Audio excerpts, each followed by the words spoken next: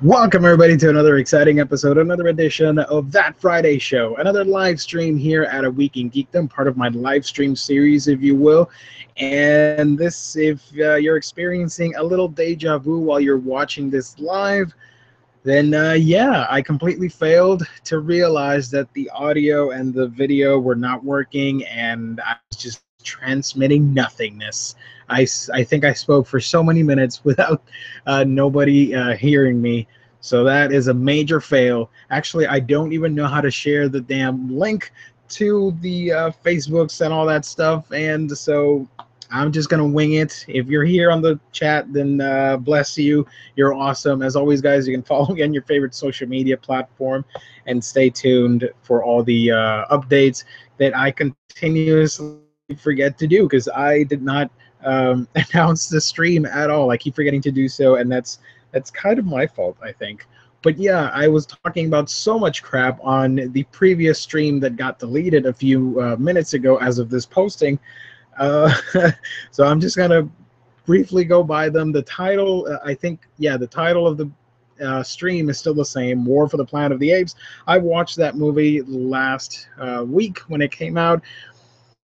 I'm not going to do a spoiler review. I'm not going to do a full review because screw it. If you are interested in knowing about War for the Planet of the Apes, just know it's an amazing movie. Really well acted. The cinematography is on point.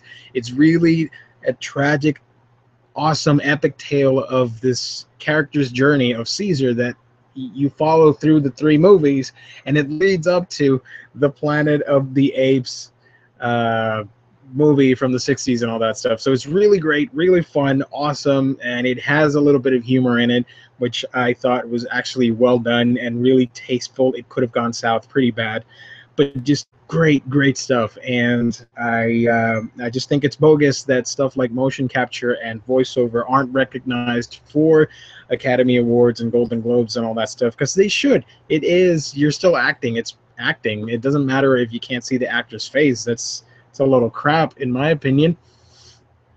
But yeah, really great movie with a interesting message. Wood is awesome in that movie. Andy Serkis was spectacular. All the apes were great. Really fantastic stuff. Easily one of Matt Reeves' best movies and easily one of the best trilogies around. I think it is a very well-rounded journey. Took some highs and lows. Rise wasn't as great as it could have been, but it was still really enjoyable. Then Dawn and War now with Matt, and these two with Matt Reeves, they're just fantastic. He is a hell of a director, and I cannot recommend these three movies enough. They are just breathtaking and beautiful. This computer work in this movie is just off the chain. I think it is spectacular. But yeah, that's my review for War of the Planet of the Apes. There are probably more movie reviewers out there that do a better job than I can. Yeah, I liked it. Go watch it. As for the other topics that I was going to talk about, I'm just going to run by them really quick because I don't know where I left off on the previous stream. So I'm just going to say that Screen Rant has a scoop for a new DCEU movie that's happening or that's being announced at San Diego Comic-Con. Because as of this post, it's Friday.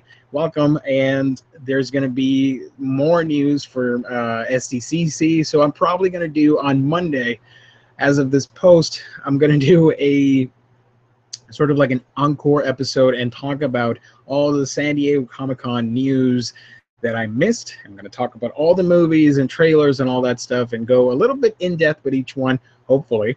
We don't want to go on for too long.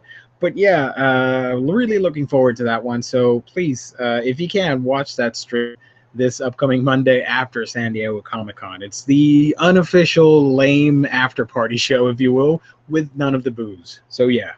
But yeah, moving on to the news items that I want to talk about, and there's like 1, 2, 3, 4, 5, 6, 7, 8 7 news stories that I wanted to cover, or like 8.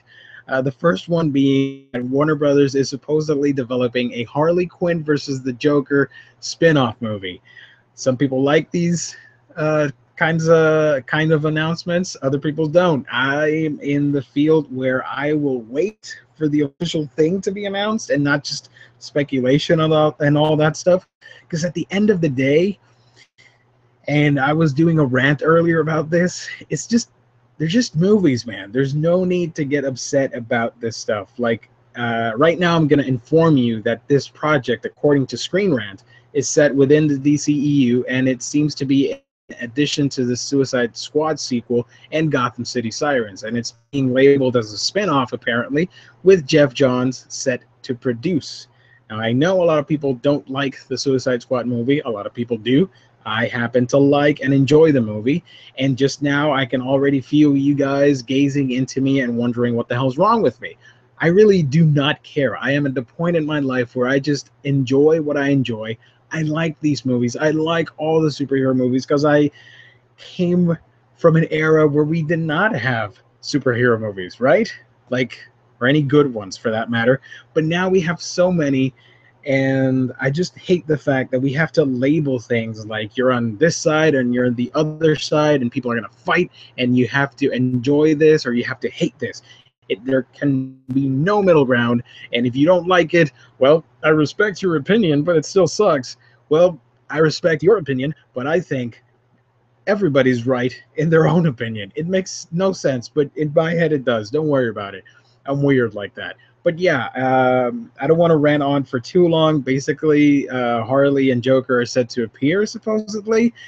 I don't know. I like the idea of a Suicide Squad sequel with a different roster. I really like the idea of a Gotham City Sirens. This seems kind of iffy and kind of weird unless this is a code name for something else or for the actual City Sirens stuff.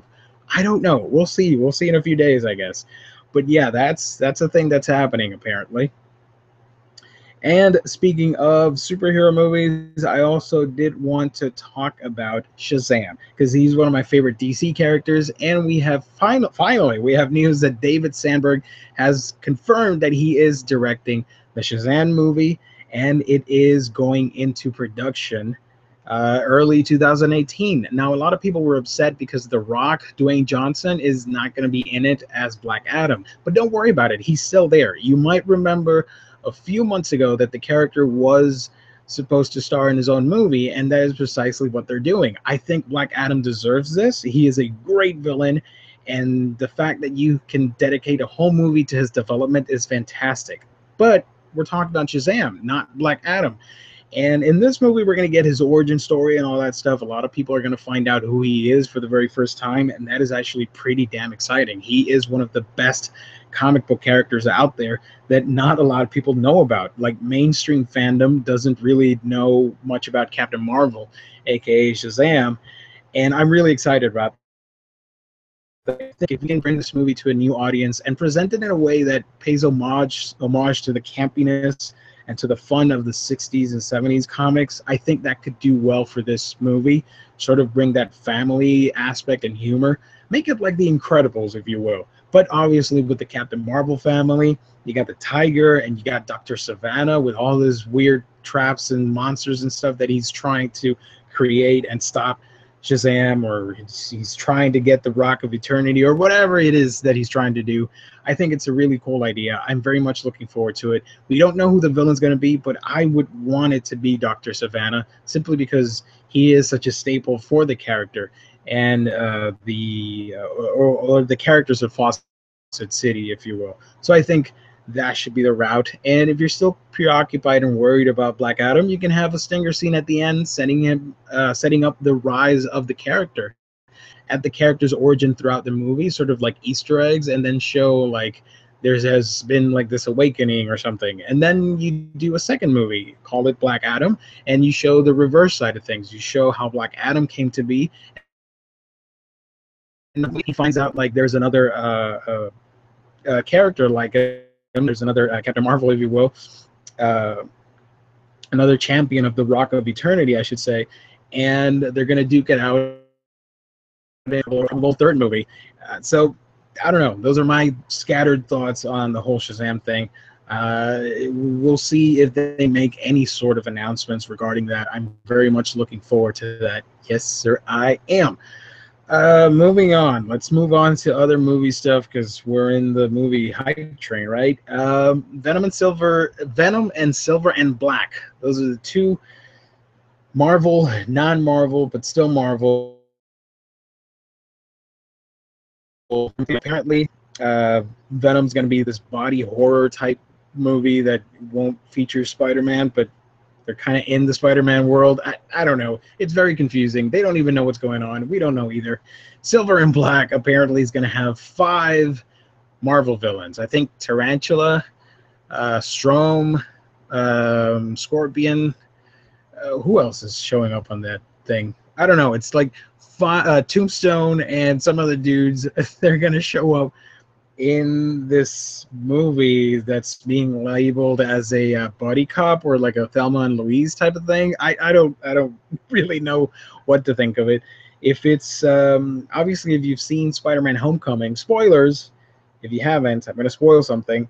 Matt Gargan shows up in Spider-Man Homecoming. I am very much excited about that because I am a huge Scorpion fan. He's my favorite Spider-Man villain.